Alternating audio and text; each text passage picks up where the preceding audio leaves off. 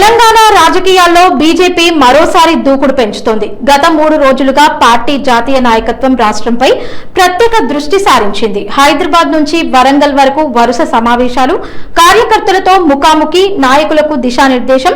ఈ పరిణామాలతో తెలంగాణ బీజేపీలో కొత్త ఉత్సాహం కనిపిస్తోంది. 2029లో అధికారమే లక్ష్యమని పార్టీ నాయకులు ధీమా వ్యక్తం చేస్తున్నారు. ఈ నేపథ్యంలో ప్రత్యేక కథనం.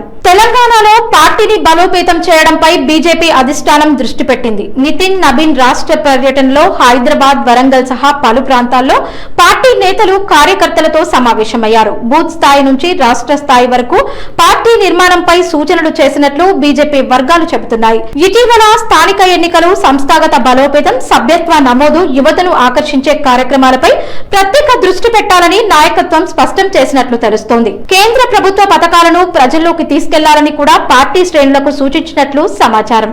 ఈ పర్యటనతో తెలంగాణ బీజేపీ నాయకులు, కార్యకర్తల్లో కొత్త ఉత్సాహం కనిపిస్తోంది. రానున్న ఎన్నికలను లక్ష్యంగా చేసుకుని ఇప్పటి నుంచే క్షేత్రస్థాయిలో పనిచేయాలని నిర్ణయించుకుంటున్నారు. 2029లో తెలంగాణలో బీజేపీ అధికారంలోకి వస్తుందని పలువురు నాయకులు ధీమా వ్యక్తం చేస్తున్నారు. అయితే తెలంగాణ రాజకీయ సమీకరణాలు ఎప్పటికప్పుడు మారుతున్నాయి.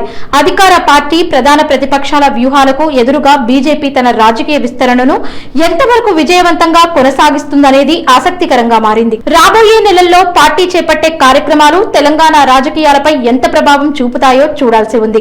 జాతీయ నాయకత్వం వరుస పర్యటనలు, క్షేత్రస్థాయి సమావేశాలతో తెలంగాణ బీజేపీలో కొత్త ఉత్సాహం కనిపిస్తోంది. ఈ జోష్ ఎన్నికల వరకు కొనసాగుతుందా, లేక రాజకీయ సమీకరణాలు మరో మలుపు తిరుగుతాయా అనేది రానున్న రోజుల్లో తేలనుంది.